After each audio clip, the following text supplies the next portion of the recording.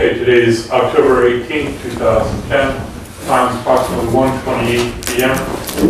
with the location of 101 Northeast 3rd Avenue, Suite 1800, Fort Lauderdale, Florida, to videotape the deposition of Ron Roberts, corporate rep, and Ron Roberts individually, in the case styled in regard to Global Energies LLC and 714 Technologies LLC. Case numbers 10-2-8-9-3-5. Court reporters Laney Wills with Roulette Malton. My name is Dean Shbarakis, videographer with Vista Video Services name. Counsel, now please state your appearance for the record. Jeffrey Bast, counsel for Chapter 11 trustee Barry Muckamal. Chad Pugash, representing Crispus, as well as the witness. David Softness of David R. Softness, PA, representing Joe Wortley. Nicole Fitzgerald, personal counsel to Joe Wortley. We've not appeared in this case. Okay. Mr. Roberts. Do you swear the testimony you're about to give will be the truth, the whole truth, and nothing but the truth, so help you? I do. Good afternoon, Mr. Roberts. Please state your name and address for the record. It's Ronald Roberts, 55 Eagle Drive, Bedford, New Hampshire.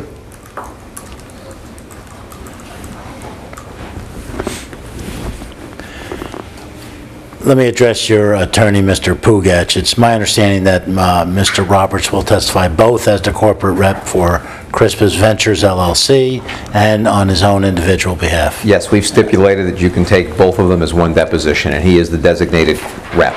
Okay, and Mr.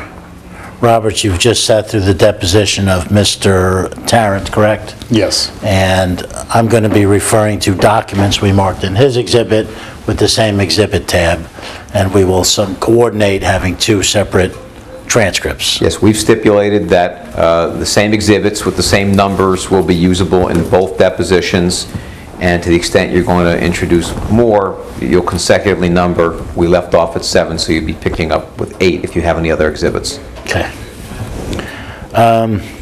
Forgive me, I have to go through this, nothing personal. Have you ever been deposed? Yes. How many times? Twice. Within the last 10 years? Yes. Okay. You understand you're under oath? Yes. I'm going to read you a few instructions, please. Please listen to my entire question before you answer. If you do not know the answer, I would prefer you say so as opposed to guessing. If you're going to guess, please let us know that you're doing that.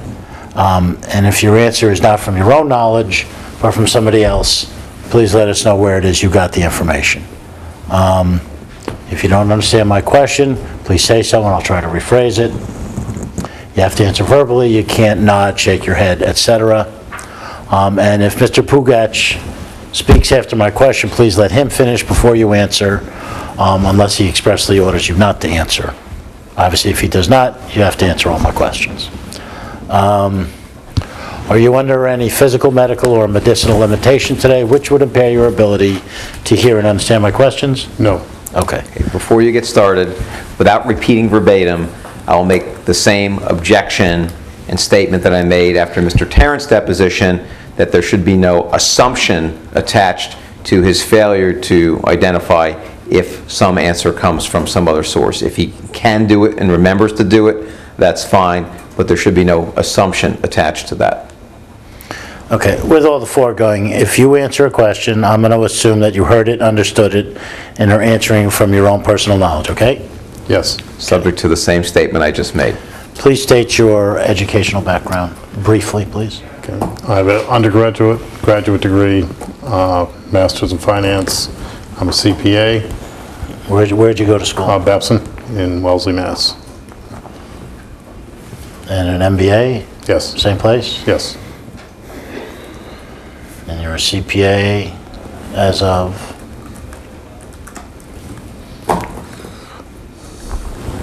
Approximately 1976, 77, somewhere in that time frame. Last decade? Yeah. Last century? That's good enough. Tell us your professional background just briefly from school forward. Okay. Spent 13 years with Arthur Andersen in Boston. Okay. Obviously a CPA. I left Arthur Andersen and started a private investment company, family office. And I've been managing a multiple family office, private investments for the last 25 years. Is that the name of it, family office? Well, no, the name of the entity is currently RNA Capital, which is owned by Roberts Asset Management, which is a company that is mine. You own and control both of those companies? Yes. So the operating entity is RNA Capital? Yes. And what does it do? It manages assets for multiple families, high net worth individuals. Okay. And I take it Mr. Tarrant is one of your clients? Yes. Okay.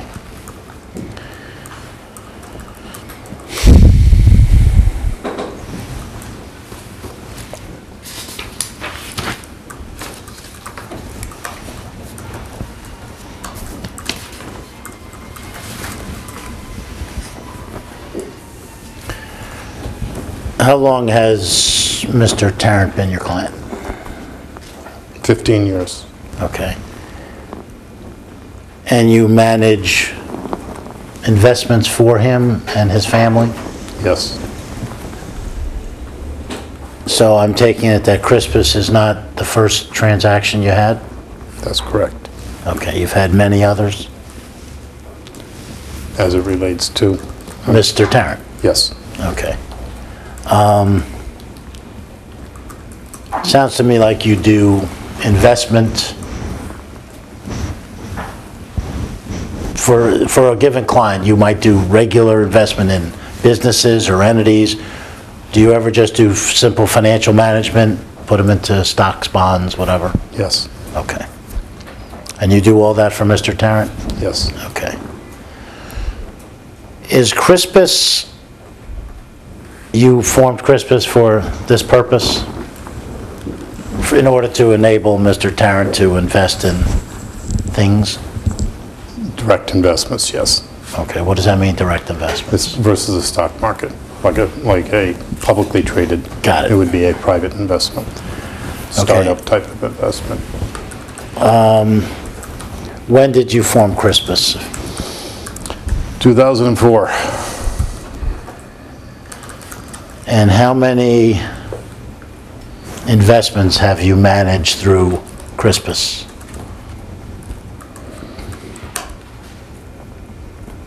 Six to eight through Crispus. Okay, how many of them are active still? 4. Okay, can you give me identifying names for them? HR Century. Century? Century, S-E-N-T-R-Y. Oh,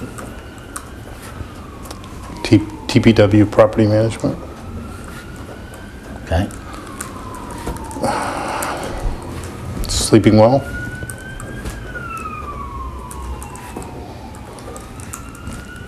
And let's see, TPW.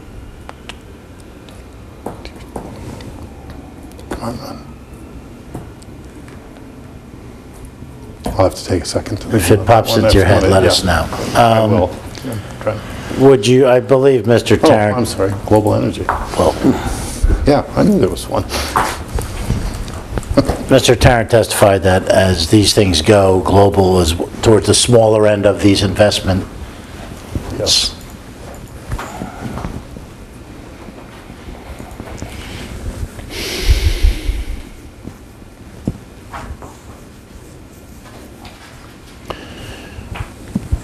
When did you first meet Joe Wortley? God. In Ireland, 2007, I think. Either 7 or 8, I forget which. Okay, was that in a social setting? That was a social setting, yes. Okay, and Crispus made an investment into Global, correct? Correct. And that was in May of 2009, does that sound right? That's correct. Okay, when did you get involved in that?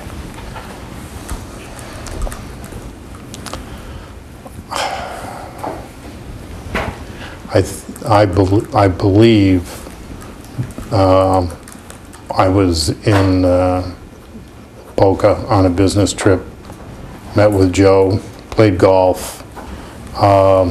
He showed me a business plan. That's something that they were looking at. I said that was very interesting. He said, is that anything that you guys would be interested in? And I said, yes, it would be. I said, I think that's something we might be very interested in. Okay. And it was right around that time frame. I can't, plus or minus a few First months. half of '09. No, the last couple, I think it was the end of '08. Oh, okay. Okay? Had Mr. Tarrant asked you to No. have this meeting? No. Yeah, at that point in time, Mr. Tarrant and Mr. Wortley had not become good friends. Okay. It was 2 or 3 months, 4 months after we got back from Ireland that, because I had spoke to Mr. Wortley because he told me he belonged to the golf club, and I told him that Mr. Tarrant belonged to the golf club. So they hooked up. Okay.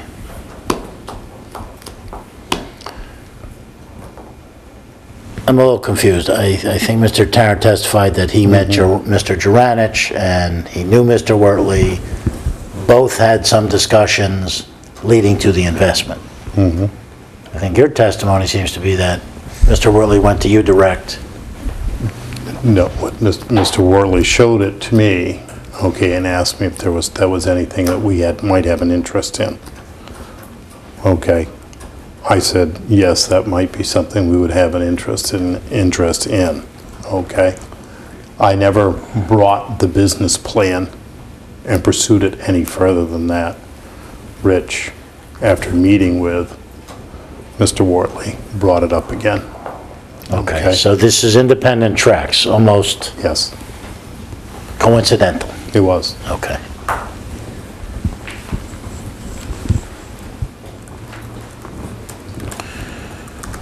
From the point and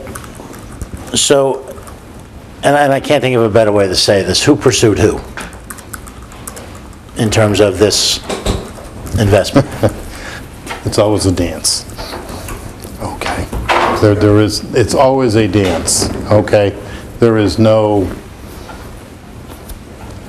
one person who's pursuing, okay, the other person. I mean, it was a mutual type of thing coming Okay, together. They if you needed will. investors, Exactly. you needed an investment. Well, we didn't need it, but it was attractive to us, okay? So therefore, we would do it.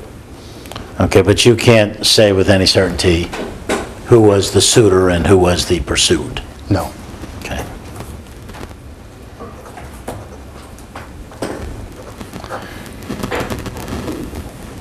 At what point did the conversation turn serious to where you started talking about terms? That was in early 2009. Okay. Okay, definitely. Who was involved in those discussions? We had a meeting at Mr. Wortley's offices with Rich, Joe, Jim Juranic, myself, Bill Gates, and I can't recall who else was there, at which point Jim made a lengthy presentation. I believe he may have given that presentation earlier to Rich and Joe at one point, but this was a lengthy presentation. I think we took 2 or 3 hours that morning going over the presentation. We went off to play golf afterwards, okay, and then after that we had discussions about making the investment, and that came down between Joe and Mr. Tarrant. Can you give me a time frame on that meeting? Again, maybe January, February timeframe. Maybe a little bit later, could have been April.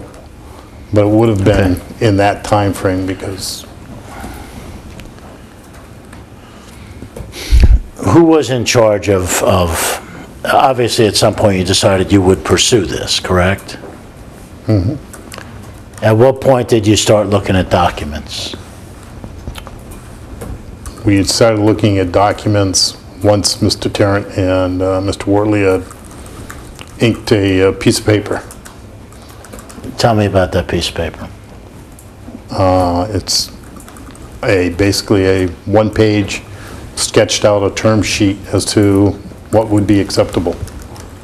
Okay? It's not one of the documents I've No. marked today, is it? No. Were you at the meeting where this handwritten agreement was signed? No. Okay. Uh, Had you ever discussed the terms prior to then? In a very broad sense with Mr. Tarrant.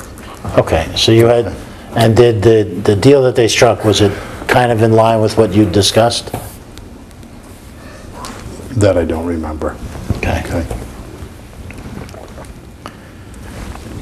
So they signed this handwritten document. Do you know when that was? April, March, April '09, somewhere in that time frame. Okay, at that point, who was in charge of putting the formal paperwork together? Okay, we obtained the existing operating agreement. When you say we, that's you? I say myself and Tom Moody, our counsel. Okay. Okay, business counsel. Okay, we obtained that information. And based on the handwritten note, sketched out the documents as you see here. Okay, so, Those were drafted, sent down to Mr. Worley. Mr. Juranic came back, and I can't tell you what changes, I mean, I'm sure some were made, I just don't recall. so but basically that was you the ultimate. and product. Mr. Moody created the first set, the Draft. first draft, Yes, and that is, I want to be specific here. Wortley 1 is the amended and restated operating agreement, correct? that's correct. I believe 2 is the Written consent. written consent of members and managers. Number 3 is the promissory note. And number 4 is the purchase agreement. So those were, you took the first draft. Do you recall, or you just suppose that comments were made? I don't recall. You don't recall? I don't recall. Okay. Was there a physical closing, or was this all done by FedEx? FedEx. Okay.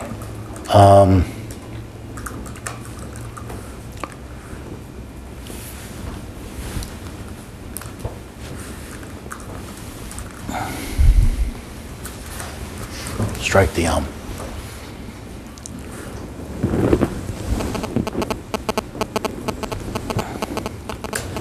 Did you understand that Crispus obligated itself to loan $1 million as part of its investment?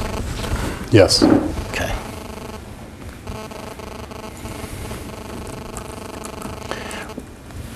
Did you know Mr. Juranich prior to your involvement in this transaction? no.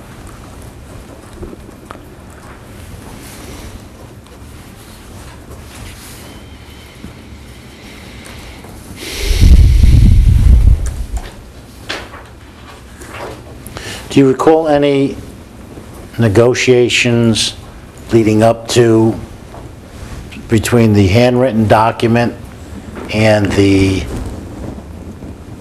finalization of these formal documents? No. You don't recall? I do not recall. You don't? I do not recall my being involved in any other negotiations. Okay. Do you know if Mr. Tarrant might have been? I do not. Okay. I need 2 minutes, Chad. Sure. Please talk on it. Yeah.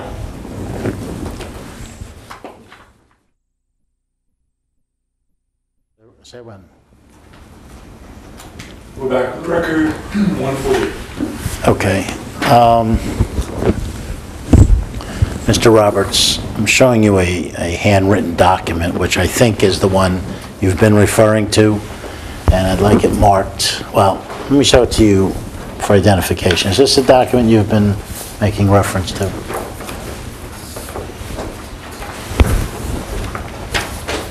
Pass one down to Facebook, boy.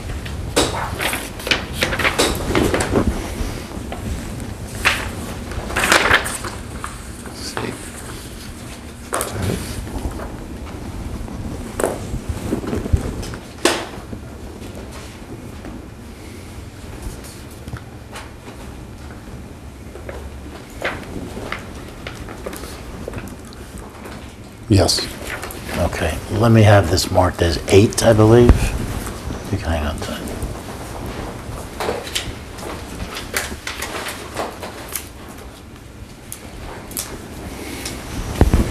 Okay, we've marked as Wortley Exhibit 8, a handwritten document. Do you recognize that as the handwritten document you made reference to moments Yes. ago? And this is the general agreement between Mr. Tarrant and/or Crispus and Global Energies, correct? Yes. Do you recognize the signatures on page 1? I recognize Mr. Terrence. Okay, and the one on the left looks like Joe Wortley, doesn't it? You don't know? I don't If I either. were reading it, Here, let me switch out with you.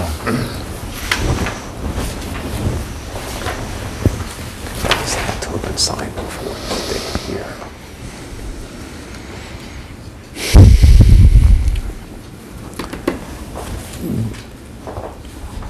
Can you explain to me in 15 words or less the nature of Global's business?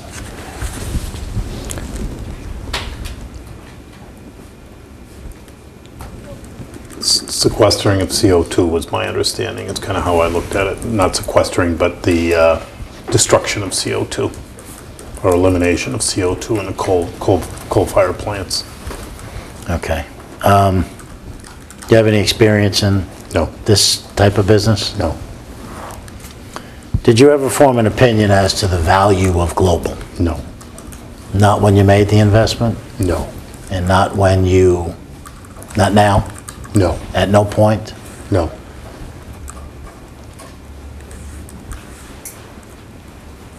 How did you decide how much to invest if you didn't know what the value was? That was determined by Mr. Mr. Wortley. Okay, we had an interest in investing, and they came up with what they thought was a reasonable amount. Okay. So you didn't really know what the value was, but you thought it was a good investment. Fair? Let's not say value, let's talk opportunity. We thought it was a significant opportunity. Okay, had nothing to do with value. My issue is, did you know what the value was? And I think your answer is no. You saw it as an opportunity. I can live with that. Give that a yes or no as opposed Yes, to an hum. I'm sorry.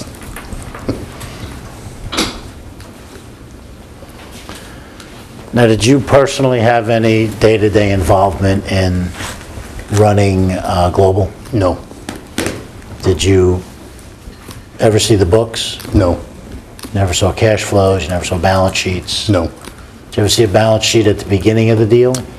no. There was no balance sheet? It was called for, was never delivered. You're certain? Okay. Yes. And you requested it personally and? No, it was requested as part of the documents.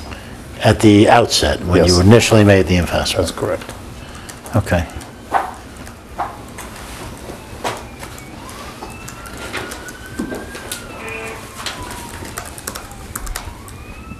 Just so we can close that door, you didn't have any discussions, you didn't communicate with Global, you didn't monitor the business or assist in any way? No, Okay.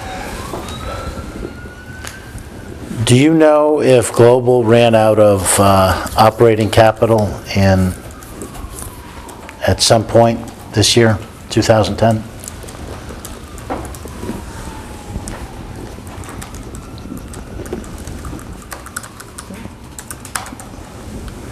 can I ask you to,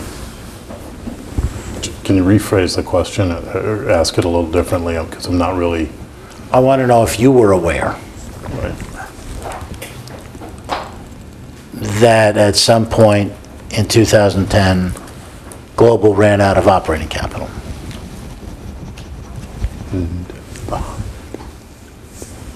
Yes, Okay, so their bank account went down to zero. Right, That's all I'm yes. trying to say. You know when that was? mid-May.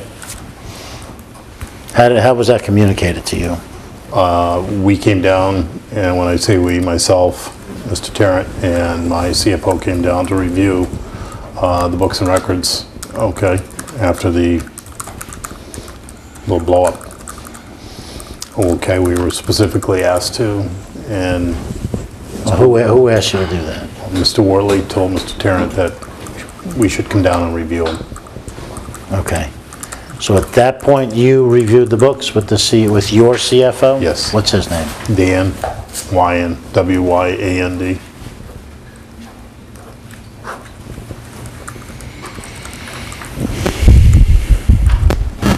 So at that point, you found out that the company had run out of cash. That's correct. Let me back up a second. What happened to the first million? The first $1 million was called down approximately $100,000 a month and I would get a call from Greg Tompkins, Joe's stepson. Is that correct? I think it's Joe's stepson. Would call up and say we need to make another draw on the line of credit. He did that. The last draw was made in, I believe, April 2009, at which point I informed him that that was the end of the line of credit, and if they were going to exercise the call on the second $1 million, okay, that we needed to sit down and discuss the terms because they hadn't met any of the, they had not met the hurdles in the first promissory note. Okay. That was relayed to Greg, who sent me an email and told me I had to discuss that with Joe, which I did. Okay. I think you're out over your skis a little bit here. Okay? I think you're talking about some conversations that predate the blow-up. No. Well, yes, that was the end of April. Okay, end of April, you find out that the company's out of cash. No, I didn't find, what I told the company was their $1 million Their $1 million line of was credit gone. was gone after, and sent them $100,000. Okay, I apologize, I understand now. Can we go off the record for a minute? Sure. 1 second. We're off the record. Just letting you know the food is here. We're back on the record. Thank you for your patience. Walk me through it if you can. The $1 million line was exhausted at some point in April of 2010, give or take? Well, the last draw was done in April for Okay. $100,000. I asked you a question before and I didn't ask it well. Let me try again. Where was to your knowledge, where was that $1 million spent?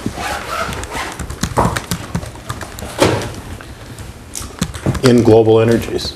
Okay, I mean, can you give me some categories? Was it? Oh, I'd say, yeah, very broad, okay. When you just added up salaries, okay, compensation and expenses for all the employees, you were talking roughly $600,000 to $700,000. Okay, so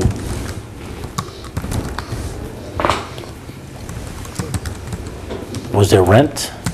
No, the rest of it was patents, equipment.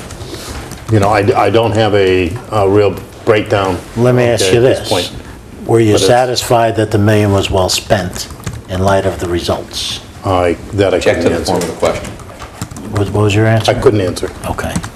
Do you know if Mr. Tarrant was satisfied?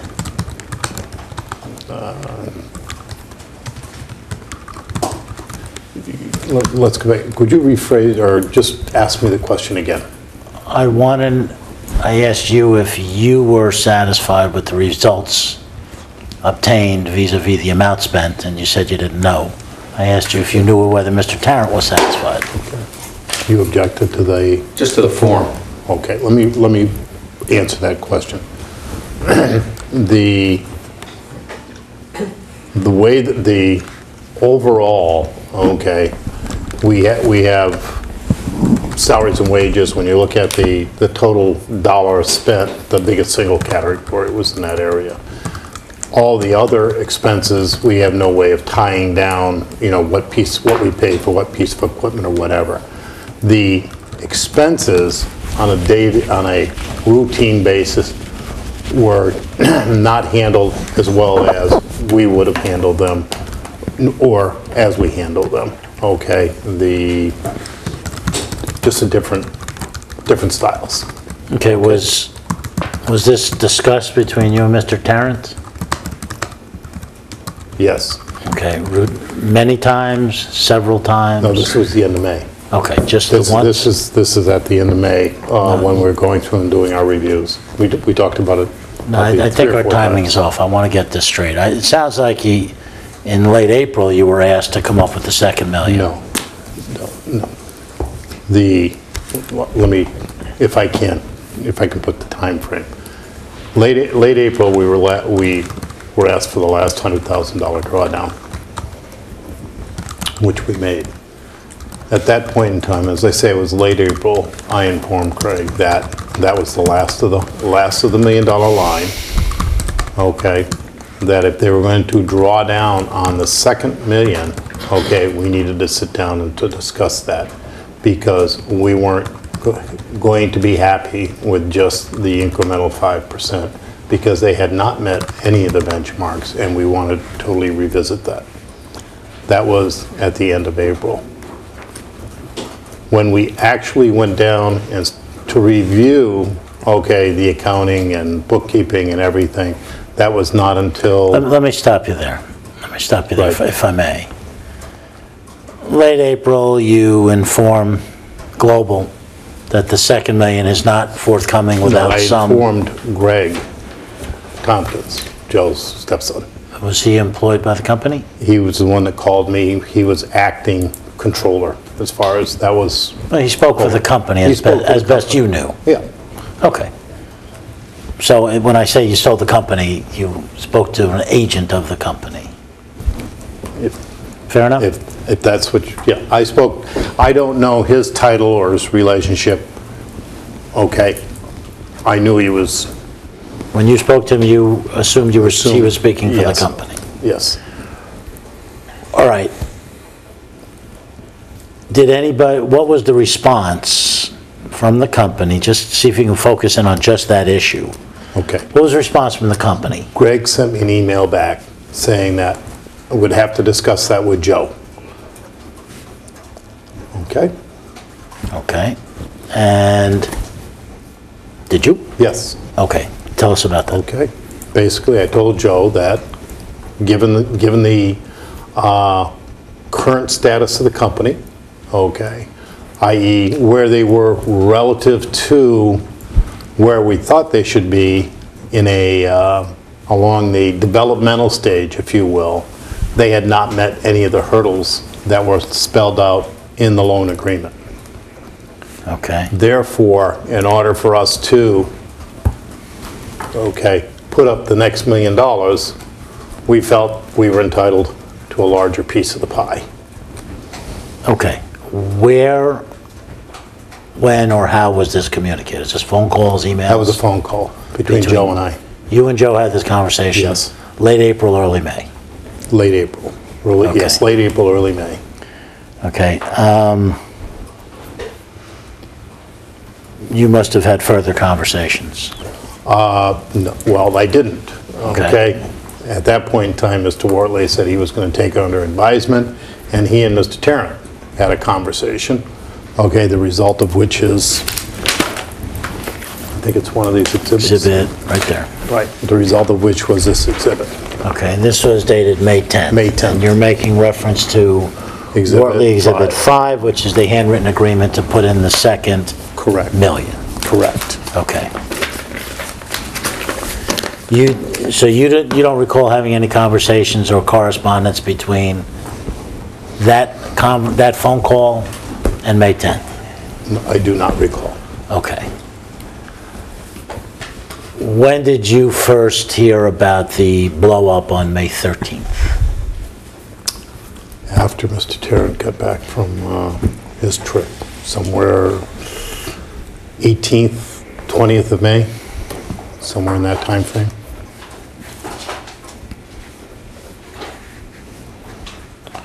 So you personally had no Actually, knowledge, It might have been a couple days before that. Okay. but it was after the 13th? But it was, yes. it You was had no more knowledge 15, 16. beforehand? None. What, to your knowledge, was the nature of the strike debt? Was there tension between Mr. Juranich and Mr. Wortley prior to May 13th, to your knowledge? I couldn't, I have no knowledge. Okay. Had you heard any rumors, discussions, commentary about problems at the company? None. Okay. Well, I take that back. Joe mentioned on a earlier, and I couldn't pin down what month it was, that Jim was not, he was upset because Jim wasn't meeting his deadlines. I do recall sometime during that, that could have been March, April, May, June, March, April, May, sometime before the blow up, okay, that Joe would have said something along those lines. Which But basically, I couldn't. well, you didn't feel the company was performing up to what you'd hoped. Well, no, I didn't say that until we got down to when we were down at the end and we said, okay, where are we? Okay, well, we haven't done this, we haven't done this, we haven't done this yet. Okay. Like I said, not performing as you'd expected. As of the end, Can I get a yes on the last that? 100, yes. Thank you.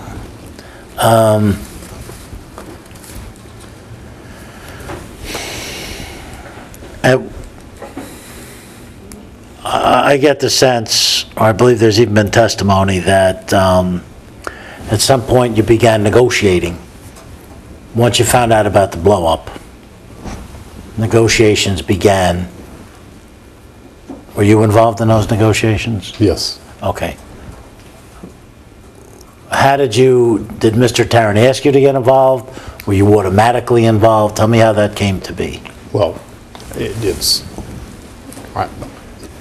I would say, I don't want to say automatic, but Mr. Tarrant and I talk somewhat regularly, and this became a real issue. Okay, we had a significant investment.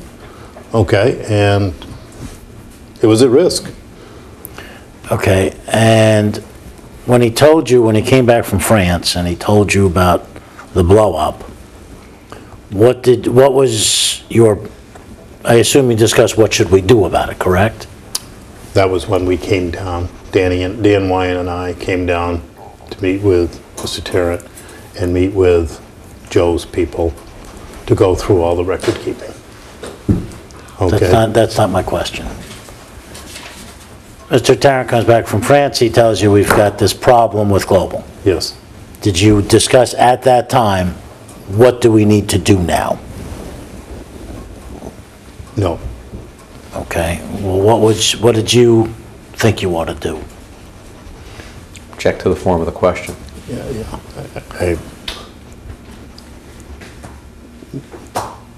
We came down. You needed to go down and investigate. Go down and investigate it. Okay, when did you go down? Like I said, that was around the 18th, 20th of May And you were down for a week. right away thereafter? I flew down within a day or two of Okay. Mr. Tarrant.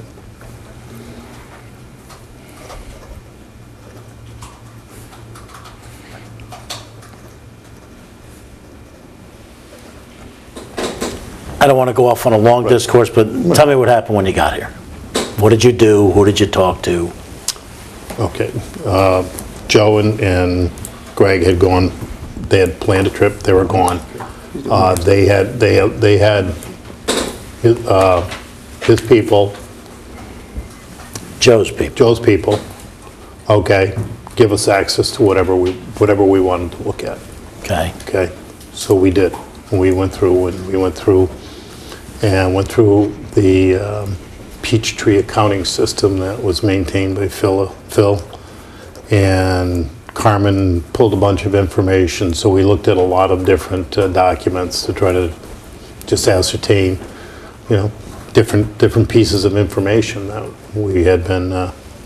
Okay, I may be confused. Before, I think you testified, you weren't focused in on the books and records, you didn't follow the That's day-to-day. correct. So you're flying in cold. Correct. You're looking at the books essentially for the first time. Right. Okay. I have 13 years of audit experience. Danny, my CFO, has 12 years of forensic audit experience. doesn't take long to go through a startup situation like this. There's only one checkbook. Okay, did you meet with, when you got here, the company, you went to the company headquarters in Deerfield? Yes. And was the equipment there?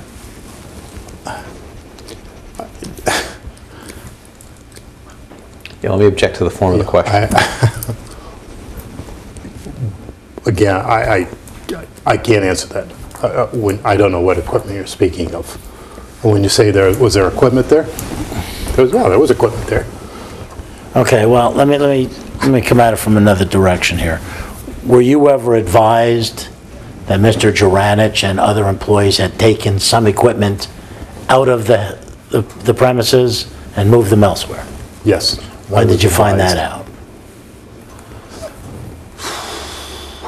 When Mr. Terrell let me know Okay, so you flew down knowing some of the equipment wasn't there? yes. Okay, so having never seen it before, you certainly couldn't confirm Well, what was or was not there. I had seen, I had been to the plant before. I had seen the equipment. I had seen one of the plasma torches fired up. Okay. When I walked in, when we went back in, if you asked me what was missing, someone said the torches. That would have been the only thing that I saw, because everything else And were they there? was still there, as far as I was concerned. And when you say equipment, I mean, there was a lot of stuff there. Okay, the torches were not there, correct? The torch was not there. I'm One only torch? familiar with one, okay? I was not Okay. familiar with the other. Did you inquire as to where this equipment had gone? Not at that point. So you didn't know where it was? Well, I knew that Mr. Juranic someone had said that Mr. Juranic had taken it. Okay, did you speak to him about it? Not at that point, no. When did you finally speak to him about it? Probably a week, 10 days later, And did he admit to taking it? yes. Okay, did he tell you where it was? He said he had it in a warehouse. You didn't ask where? Nope, He didn't tell you? nope. Okay. So you got down there somewhere around May, and I'm going to cheat and get a Say calendar out somewhere here. around the 20th. 20th of May. Right. You looked at the books. Thursday, Friday, something. You looked at the books. Mr. Wortley wasn't in town. Nope. You went through the books. Yep. You got comfortable with what the status of the... Well, we have issues with some of the things that had gone on, and, okay. Okay, but you got you familiarized We got yourself. familiarized, but yeah, absolutely. Time out.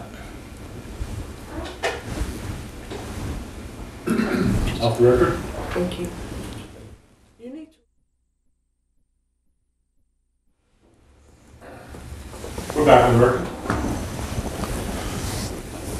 Okay, I'm looking at a calendar here. It looks like the 13th was a Thursday, May 13th.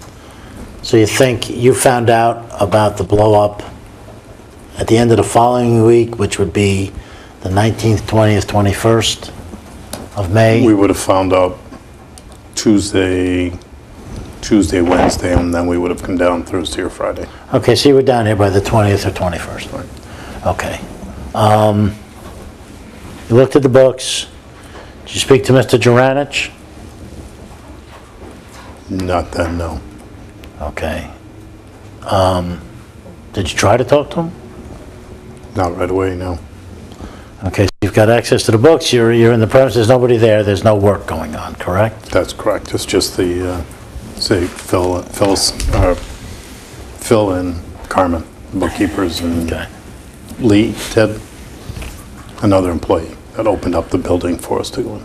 So ultimately, you went to speak to Juranich. When do you think that was? Probably the following week, middle of the week. Okay. You called him, made an appointment, you had a meeting. Yes. Where was the meeting?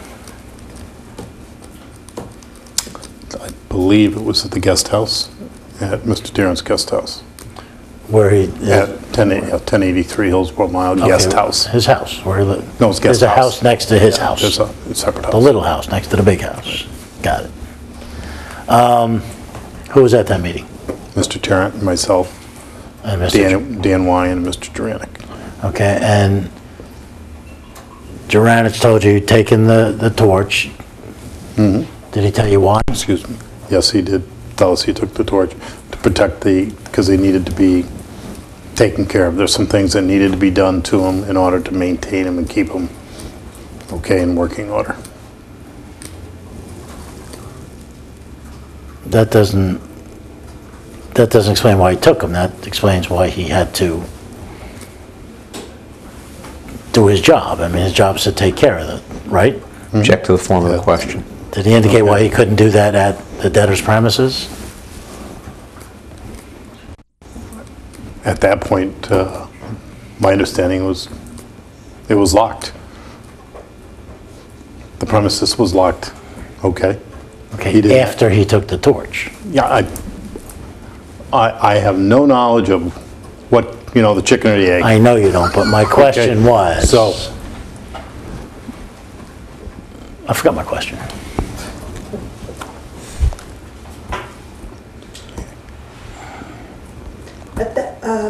At that point, my understanding was it was locked, the premises was locked, okay? No, before That was the that. answer. Before that. I'm sorry. Did he indicate why he couldn't do that at the debtor's premises? Right. and the answer was no. He didn't say why he couldn't do it at Well, the debtor's premises. What I'm getting at is, why did he take the torch? That you would have to directly ask Well, Mr. I'm asking Durant. if he told you at that meeting. He said he took the torches because he needed to protect the torches. Would you agree that's illogical? Object to the form of the question. I am not an engineer. You said he took it because he had to take care of it. I said Yes. he had a perfectly good premises where he was taking care of it. He was Object to under, the form of the question. In fact, that wasn't a question. I think you're now testifying, David. let's go back to the question. I asked you why he would remove the torch. Yes. And you said because he needed to take care of it. Yes. And I asked why would he need to move it in order to take care of it? Object to the form of the question. And your answer was because the premises were locked. Yes. But weren't they locked after he left with the torch? That is a fact that I have no knowledge, one way or the other, Okay. other than someone told me. Okay. Okay? But I'm trying to understand the tone of this meeting where he's taken out a major component of a business you're invested in. That's your term, major Wait. component. Ron, please. Let him finish his question. He didn't even ask a question Okay. yet.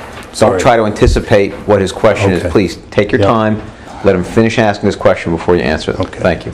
The question is, were you concerned that the president of the debtor had taken a major piece of equipment out of the premises and was holding it in a location unknown to you? Would that raise any alarms with you? No. Why not? He felt he was justified. And you I can- agreed with him? I didn't disagree with him. Okay.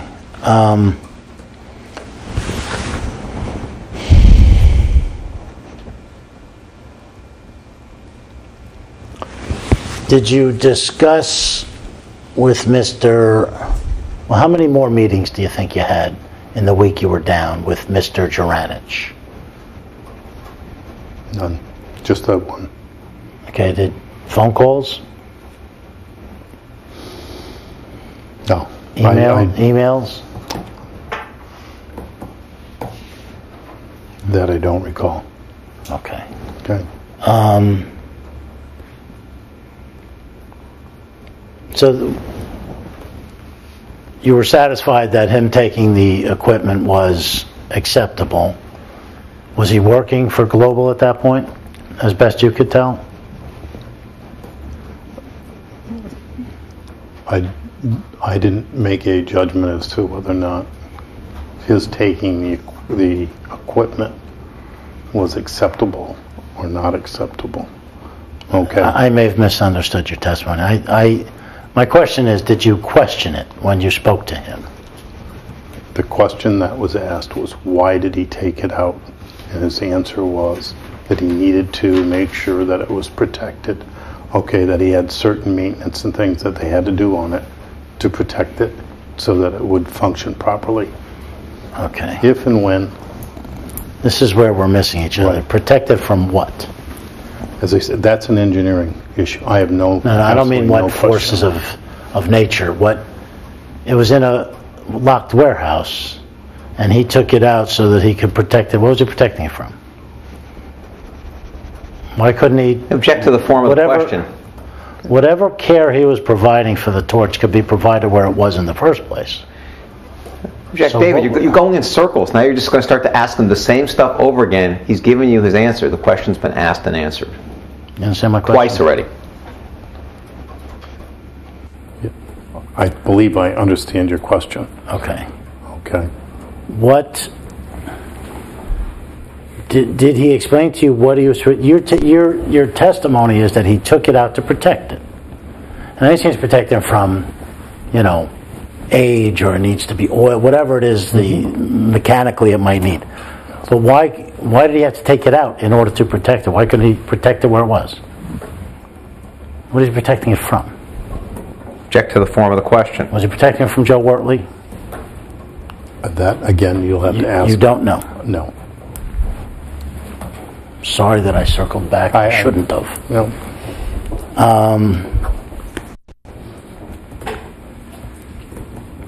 So what was... Did you make any decisions? Did you and or Mr. Tarrant or you and Mr. Tarrant together make any decisions at that meeting about what you were going to do next vis-a-vis Global?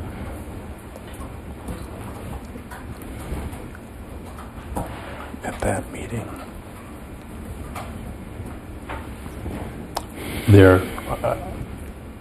I honestly don't recollect. Okay. Over the course of the next week, we had discussions. Okay, Mr. Tarrant, myself, Mr. Tarrant, or Mr. Juranic, as to how do we get this thing back together again. Okay, and tell me in your words what you did to try and get it back together again. Okay. Mr. Tarrant put together that offer after considerable conversations between he and Joe, he and Mr. Wortley. Okay. Because they exchanged emails regularly during this period of time. Okay. I don't seem to And the exhibit that you... Okay. Came about as a result of those conversations and Mr. Tarrant's understanding of where Mr. Wortley was coming from. So you were negotiating,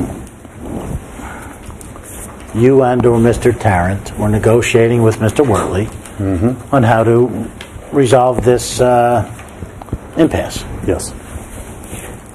Let me back up, and I don't want to waste a lot of time. What is the impasse?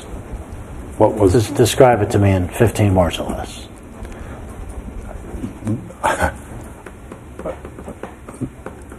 The impasse is how should I say this? Is a conflict, okay, between Mr. Wortley and Mr. Juranic, which put the company in an absolute deadlock. No operating decision could be made, okay, because neither one of them could make a decision without the other one. Okay. So it was an absolute deadlock. So if Mr. Juranic refuses to speak to Mr. Wortley, there's no way to break that deadlock, correct? Correct. And he refused to speak to Mr. Wortley, is that correct? That I can't. Okay, I won't answer for Mr. Juranic. Well, I'm asking what you observed. Did you ever discuss it with him? Yes. Did you ever ask him to go to a meeting with Mr. Wortley? Yes. Did you ever ask him to have a conversation with Mr. Wortley? Yes. And what did he say? Okay. He said we put together after Mr. Wortley rejected this offer, we put another offer on the table. You're not answering my question. I am. I'm answering your question. During the course of the month of June, we had several discussions as to how to put this back together and how to have a conversation with Mr. Wortley. That was you speaking to Juranic about... Yes. But Mr. Juranic would not speak to Mr. Wortley, to your knowledge, correct? Correct. Okay. Wouldn't be in the same room with him? Correct. Was Mr. Wortley willing to sit down and have a meeting, to your knowledge? Not with me. He wouldn't meet with you? No. Did you ask him? Yes.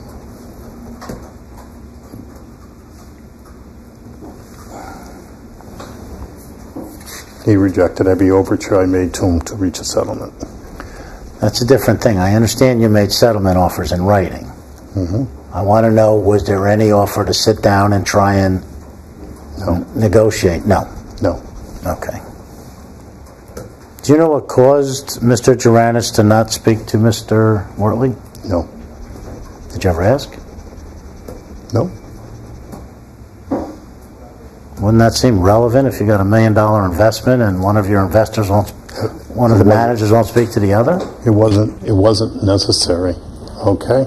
Mr. Wortley, okay, had made a number of accusations. Okay. Mr. Juranic took exception to all of those accusations. These led up to the May 13th blow-up? That I don't know. This is after the May 13th blow-up. Okay, so let me talk about Wortley Exhibit 7. This was an email from Mr. Tarrant to Mr. Wortley. It was copied to you and others. And this was would you fair to characterize this as a settlement offer? Yes. You're familiar with the document? Yes. Do you know who wrote it? It was drafted by Tom Moody, our counsel. Your attorney drafted it for you? Okay, and the net result is Mr. Wortley will be out of the company, correct? He'll have no ownership interest at all.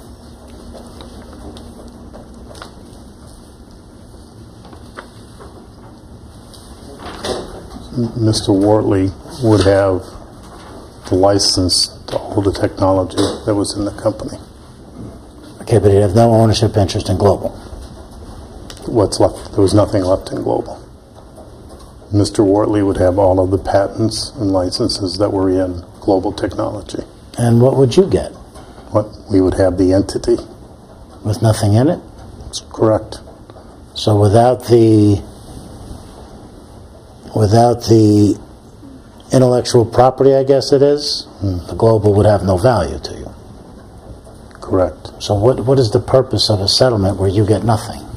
It's the opportunity going forward. You're confusing me. I apologize. I really do. Yeah. You just said that the entity, the name itself, has value. Explain. Explain? Yeah. It's a name, okay, that's recognized, okay, by 3 or 4 different people that sales calls were made on. Okay. It's a name that was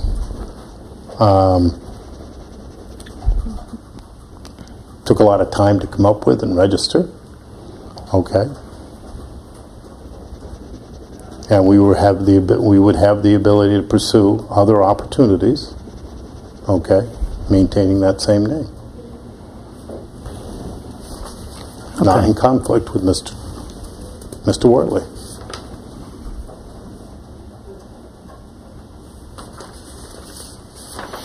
What was his response to this offer, if you know? None. He never responded. I called him on it, and he said no interest. Okay, when this is dated June 13th, when did he communicate that he wasn't interested, if you know? Sometime I want to say 2 or 3 days after that. Okay. So the settlement idea isn't working. Then what did you decide to do? That one wasn't. Were there other offers? Yes, there was another offer that was made. In writing? In writing. Okay. Do you know the date of it?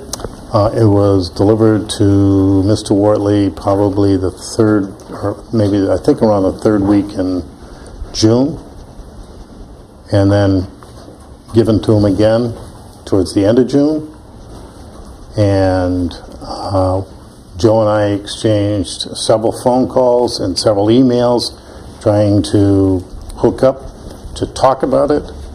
And Mr. Worley wanted to know if this agreement had been approved by Mr. Tarrant and Mr. Juranic. I told him it had been approved by Mr. Juranic, that I was the sole managing member of Crispus Venture Capital, and it was my call on what the settlement was going to be. Okay. So we delivered a written settlement proposal to Mr. Worley. Tell me, if you can, simply, the terms of the second settlement.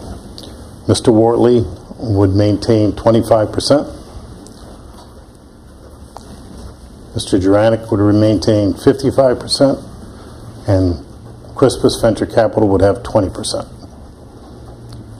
The operating agreement would be restructured, okay, so that there would be a 5-person operating committee, of which Mr. Wortley would have a member other than himself. Okay, so he would no longer be involved in management? Did I hear that correctly? Bill Gates, his person, would be the person, okay, or another designee. Okay. And it was... And if you want to know all of I do. The investment going forward would be on a pari passu basis. That is, every dollar that was contributed would be contributed equally by Rich and or Joe, and technology by Jim, and to the extent that it wasn't, okay, there would be a dilution accordingly.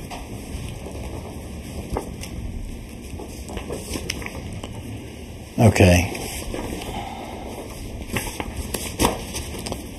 Let me show you an email from you. There's 2 pieces.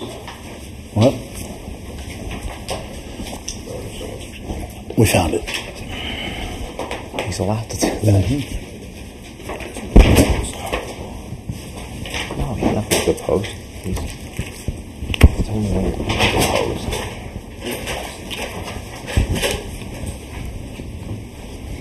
Okay, I'm showing you an email from you to Mr. Wortley dated June 28th, which covers a proposed restructuring plan. Let me ask you if that's the settlement you've been discussing.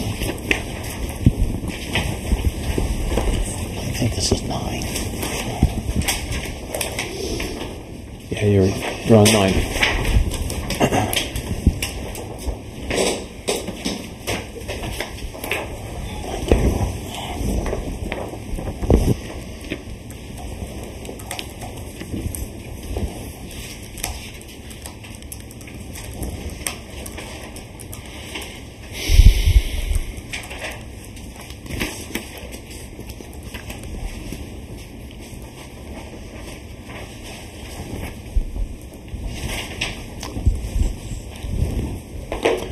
You recognize that document? Yes, Is this the settlement proposal you've just been discussing? first 2 pages. What? Email plus these 2 pages for Okay. the actual settlement. That was a red line markup. All right.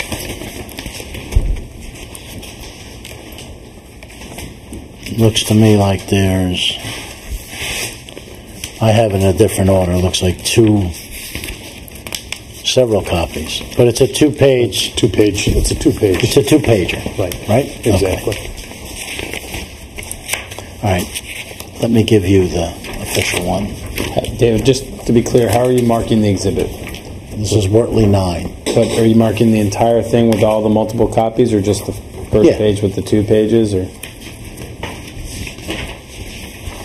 I'd rather do just the 2, if everybody doesn't mind they're going to make it a restapling. 3-page document? Yeah. Well, let's just be clear. All the red lines that are behind those 2 pages were prior? Yes. So There were drafts that were discussed, okay, now with Mr. Worley, between Jim Juranic and I. okay, so what is here as the first 2 pages is the final offer after Yes. the redlining was done. Yes. Then I have no objection. What? I don't care one way or the other.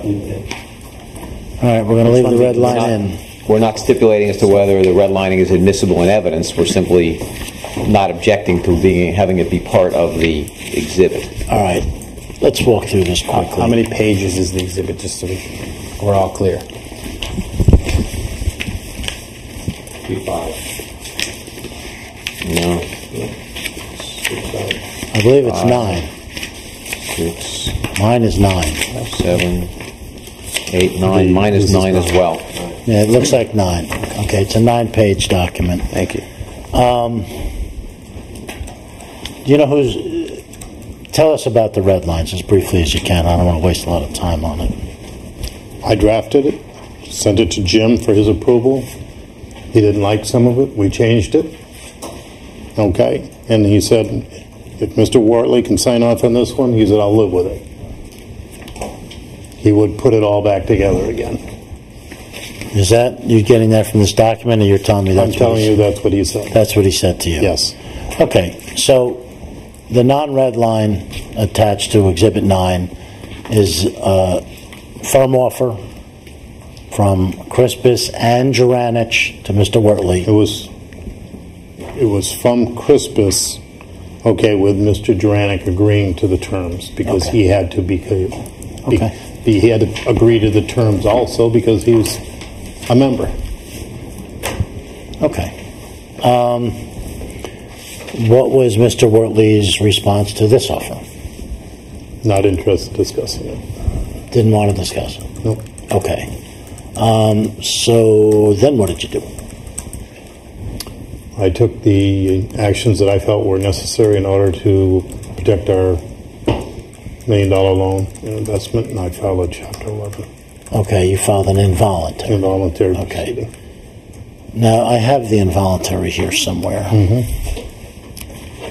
And it's dated June 8th. No, it's not. It's filed July 1. It's dated June 8th. Is that a typo?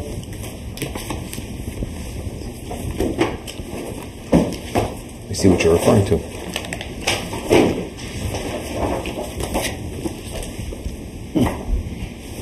Where you been all my life?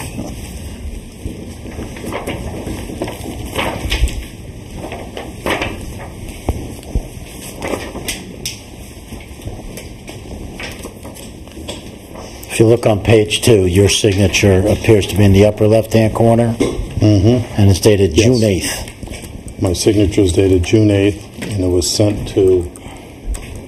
Well, was it? What did you sign it on June 8th? Yes, I signed it on June 8th. Okay, and I assume you directed your attorney to hold it.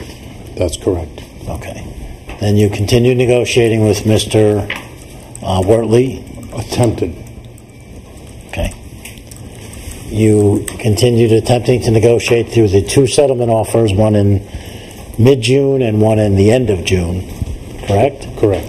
And when he did not respond, you filed the involuntary, correct? That's correct.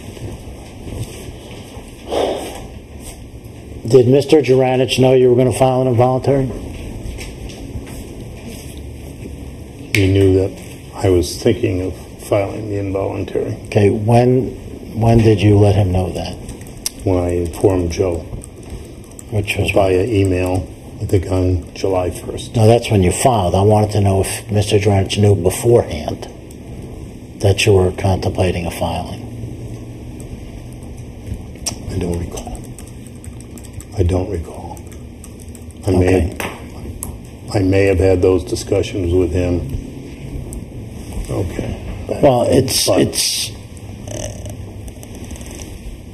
if I'm understanding your testimony here, it sounds like you are trying to get the parties back together. Yes. It's not working. So you've decided you have to go work with Mr. Juranich. Is that a fair statement? Check to the form. I'm not sure what you mean by that question. Okay. Well, you're not sure if he even knew you were contemplating a filing, correct? He knew we were it was an option that we had. Okay. Okay. Did you confer with him before filing it? Was that a mutual joint decision? No. This is your decision, Yes, it's it just was. you. Yes, it was. Mr. Tarrant wasn't involved in that. No, he was not.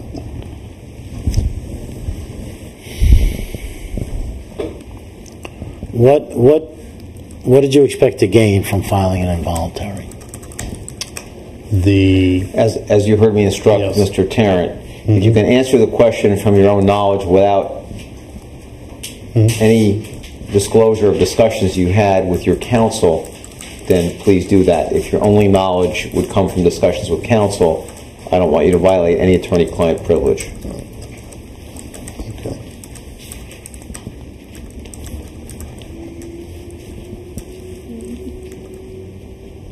While he's looking, did you mark this as an exhibit, actually? I'm just trying to keep track. Yes. I'm sorry, that's Exhibit 10. 10? Why don't you take the official one?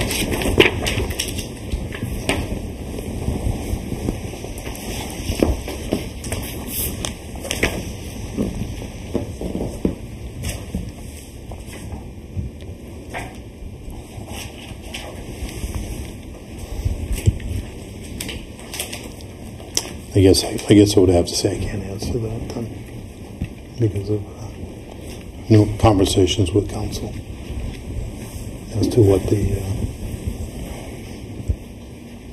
pros, cons, what's... I'm not asking the pros and cons. What would you What- expecting to... What to be gained by this. What's to be gained for Crispus? Can you answer that question?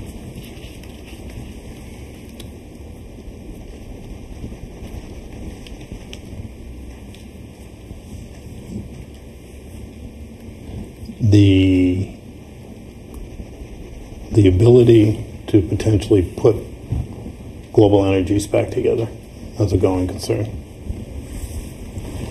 Okay, so you filed it as an investor. Yes. I filed it to protect my $1 million loan. Okay. Knowing full well, okay, that if we were able to put it back together, okay, that it was going to take a substantial amount of money in order to do so going forward. Okay, so you filed to protect your $1 million loan. That's part of your answer. Yes. Was that loan due? Yes. When did it become due?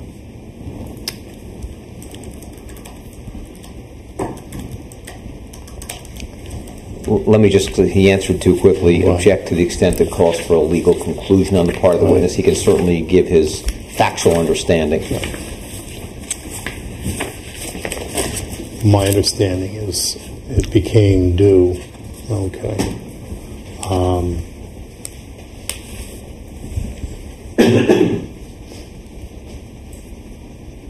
when none of the parties could come together, okay, and put the operations back together again, okay. It basically jeopardized our entire $1 million loan. Okay. In the old accounting phrase terminology, which I grew up in, it would have been considered a material adverse change in the financial condition of the company. Okay. Okay, that clause doesn't exist per se. Okay. But Okay. okay. So it wasn't due by its terms, but you determined Well, it that was also due by its terms because the interest payment hadn't been made. when was that due? It was due June 29th. And It was actually due May 29th. Did you and send a then bill? they say- Did you let the company know? Wasn't necessary. By the terms of the note. That's a no? That's in the note. No, I said, is that a no? Did I let the I asked company you, know? did you let the company know? You said no. I said no. And you never billed them for the interest? No. Okay.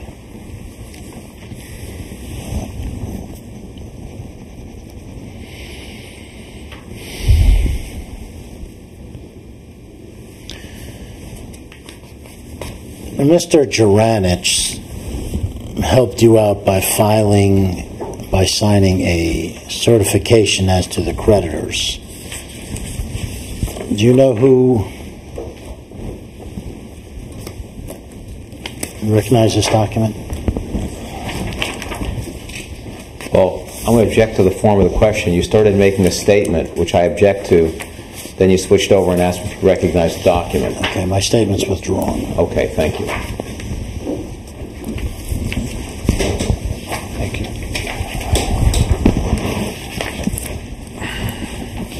This is 11? Yes.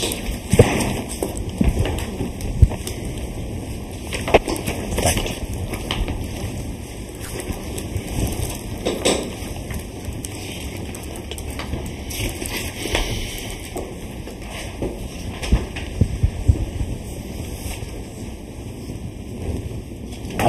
Are you familiar with this document? Yes. Do you know how it came to... Tell me what you know about how it came to be. I got it on email from Ted Puget's office. Did you ask Mr. Juranich to cooperate in this regard? Do you mean prepare the schedule? Yeah. No. Do you know who did? No. You have no idea? I have no idea. Okay. Do you want to know? I'll be happy to tell you. And right as soon as I take your deposition, that'll be my first question. I'll argue about your right to take my deposition, but I'll be more than happy to state on the record how this document came about. Thank you anyway. You're welcome. You could also read the cover page and you'd know the same information. So you won't be deposed, but you will testify. Nope. Just reading from a public document. Yeah, during my deposition.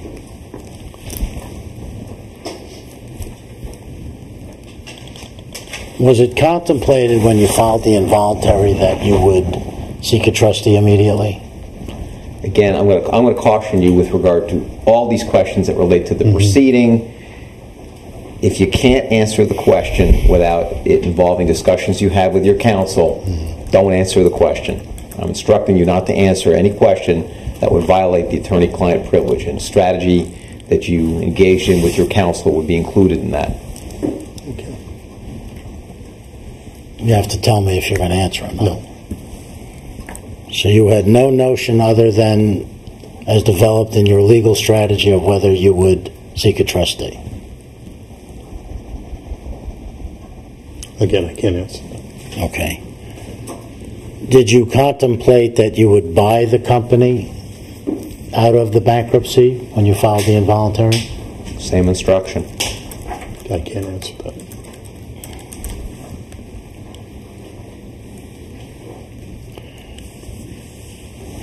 Okay, is there any understanding with Mr. Juranich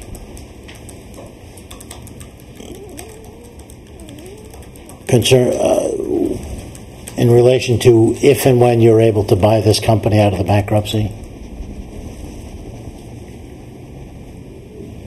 Has he agreed to work for you if you buy this company? We've had, to my knowledge, no conversations along those lines. Do you know if Mr. Tarrant has had those conversations? I do not know. Have you and Mr. Tarrant had those conversations? No. Well, I think you testified you have no science background, and Mr. Tarrant testified he has no science background. Who will run Global if you were able to buy it? We would Check the form of the question. we would approach, Mr. Juranic, to see if he has an interest, if he has the time to be able to devote to Global Energy. If not, who would he recommend? So you're writing a check for $500,000. You're walking away from $1 million loan. No idea who's going to run the company. We have a hope. I need a yes or a no. The answer is we have no idea. We have a good idea that we know who you believe. want, but we know who we want. Has he said yes? Not to my knowledge. Well, no. Did you ask him? I have not. Do you know if Mr. Tarrant has? I do not know if Mr. Turner has. Have you and Mr. Tarrant had conversations about whether or not Mr. Juranich will run the company? Global Energy? Yes, if you were able to purchase it. No. I haven't even had the conversation. Okay.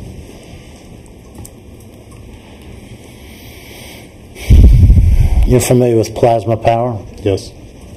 Did you help form that company? Yes.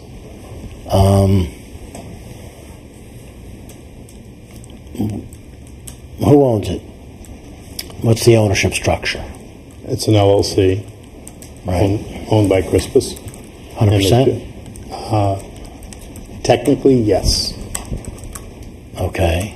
Mr. Dranich has no ownership interest in Plasma.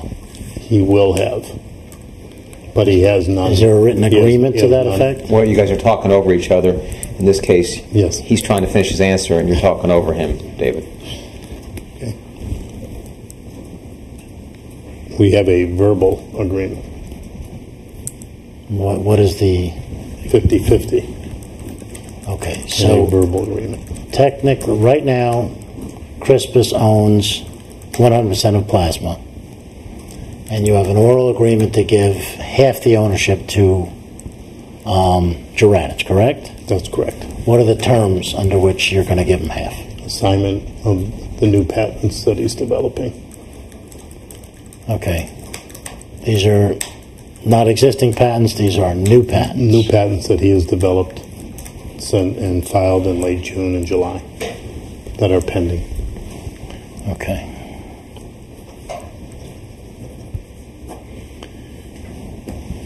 And is he working for Plasma right now? Yes. Does he get a salary? Yes. Is that all he gets? Is that his entire compensation? Yes. No bonuses, no success fees? No. Is there a written employment agreement? No.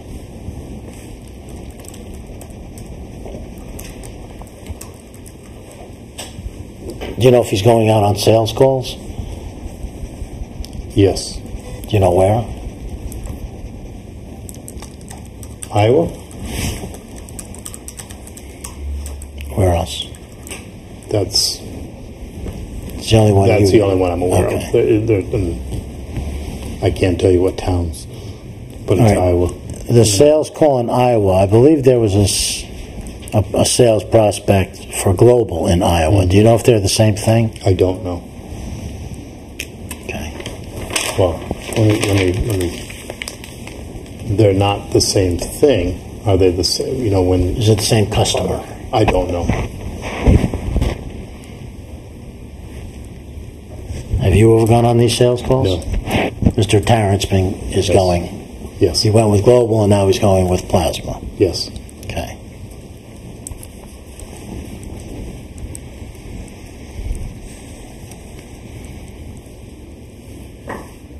Does Plasma need Juranich's new patents in order to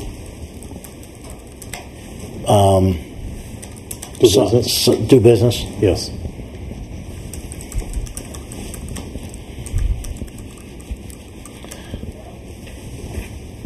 But theoretically, if he brought in a customer right now,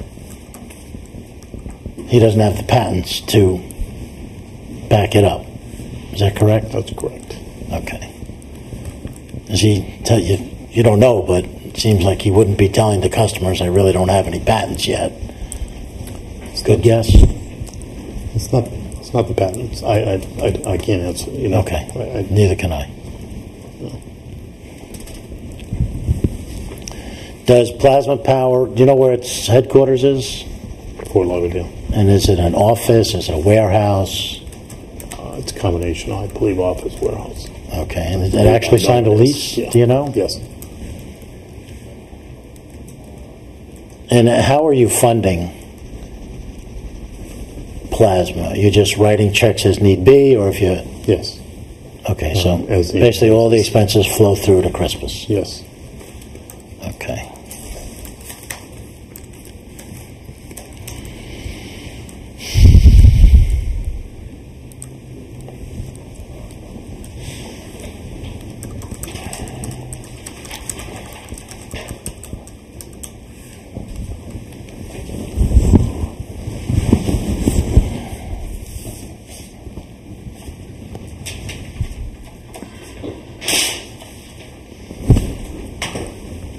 Were you involved in negotiating with the trustee for the purchase of Global?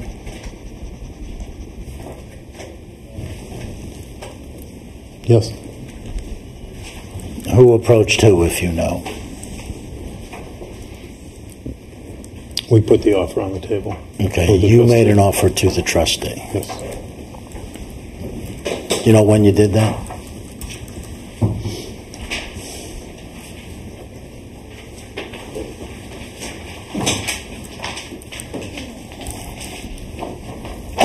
Let me try and help. I'd have to go back and... The case was filed July 1. Yeah. Relief was ordered first week of August. Do you think it happened in August? Yes, I would say yes.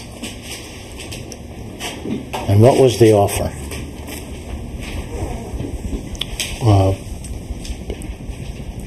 The way, excuse me, subordination of our debt. I don't have the document. If I had the document, I could just read it to you. As I understand it, it's subordinating your debt and $500,000 cash. Right, that's correct. Was that your offer, or is that the That's end result of the negotiations? That's the, I guess it's called a stalking horse. Okay, but is that was your initial offer was $500,000 cash? No, What was the initial? 400, 400? the initial. David, I might save you some time. It was 300. Was it 300? Thank you. I'm trying to keep my mouth shut, but obviously Sorry, I these can't- documents would be I the can't best remember. indication Yeah. of when we made the offer and what the amount of the offer was. It's not a secret.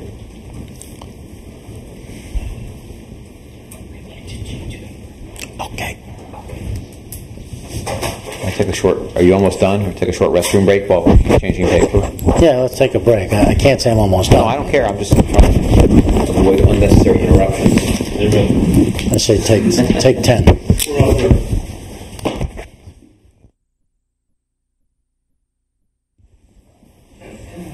Go back on the record at 3:50 p.m. Okay.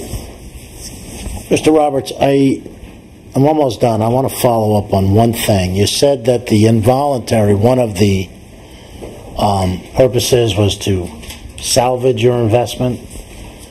I don't want to know what your attorney told you. I want to know in lay terms what your understanding is of how that works.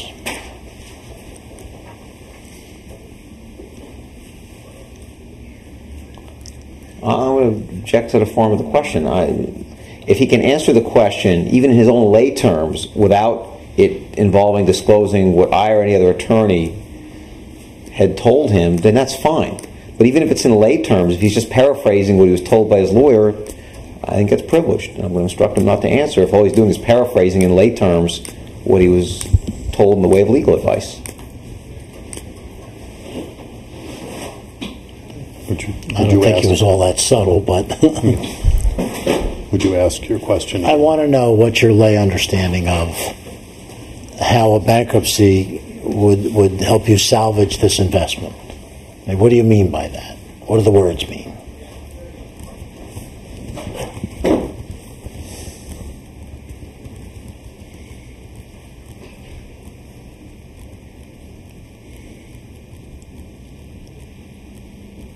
Again, if you can do it without it disclosing what you were told by me, then fine. If all you're doing is paraphrasing what we discussed, I'm going to object and instruct you not to answer. Okay, then I can't answer. Oh, you're not answering because he instructed you, or you're not I'm not answering answering because because- you have no independent knowledge? I'm not answering because I was instructed not to answer. Okay, mark the question. Then I don't have any further questions. You'll read this one as well? Yes. I just have a couple quick follow-ups. Oh, Mr. Roberts, you know, we met. My name's Jeff Bast. I'm counsel for the trustee in the case. Yes. You recall meeting me, met in my office. You indicated that Jim Duranich has been going out on sales calls for plasma power. Yes. Is that correct? And you identified one call, and specifically in Iowa. Do you remember that testimony? Yes. Are there others that you can identify? No. And how do you know that he went on a sales call in Iowa? Actually, because Mr. Tarrant, went with Mr. Juranek, and Mr. Tarrant informed me. I see. Are you aware of any other sales call that Mr. Tarrant went on with Mr. Duranich? No. And Mr.